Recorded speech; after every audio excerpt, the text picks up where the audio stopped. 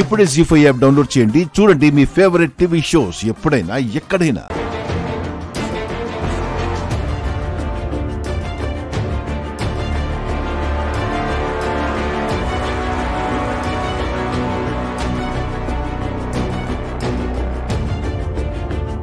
ఏవండి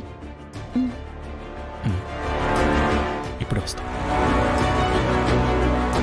భాస్కర్ మీరెక్కడికి? ఇప్పుడే వస్తానమ్మా, రాపవని.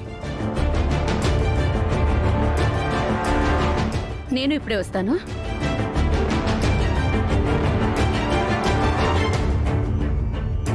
ఏమైంది వీళ్ళకి? ఏముందదినా, బస్సు బయటకెళ్ళొచ్చింది కదా, నిశ్చితార్థం ఆపడానికి అందరూ కలిసి ఏదో ప్లాన్ చేసినట్టున్నారు. వాళ్ళేం ప్లాన్ చేసినా సరే ఈ నిశ్చితార్థం అయితే ఆగదు. ఏమైంది వసు గారు? ఆ అబ్బాయిని తీసుకొస్తానని చెప్పారు కదా, అతను ఎక్కడా? ఇంటి దాకా వచ్చాడండి. సడన్ గా ఏదో ఫోన్ వచ్చింది, కంగారుగా వెళ్ళిపోయాడు.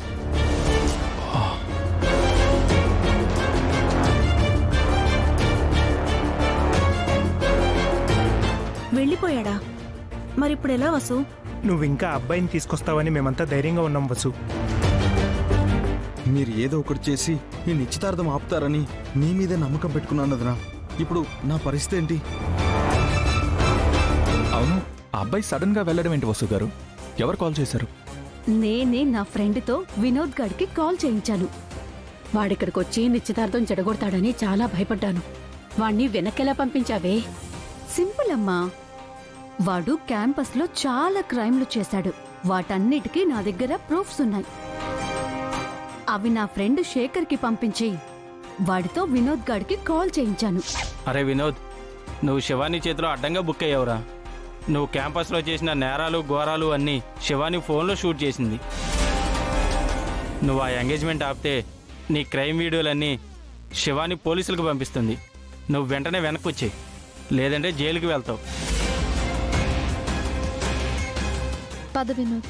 నేను ఇప్పుడు రాలేనండి, తర్వాత వస్తాను. వినోద్, అటు పోనీ. ఏమైంది వినోద్? నీకెన్ని తెలివితేటలున్నాయి.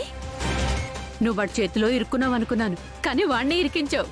లేకపోతే నన్నే బ్లాక్మెయిల్ చేస్తాడా? ఈ శివాని అంటే ఏంటో వాడికి శాంపిల్ చూపించాను. ఖచ్చితంగా శివాని ఏదో చేసుంటుంది.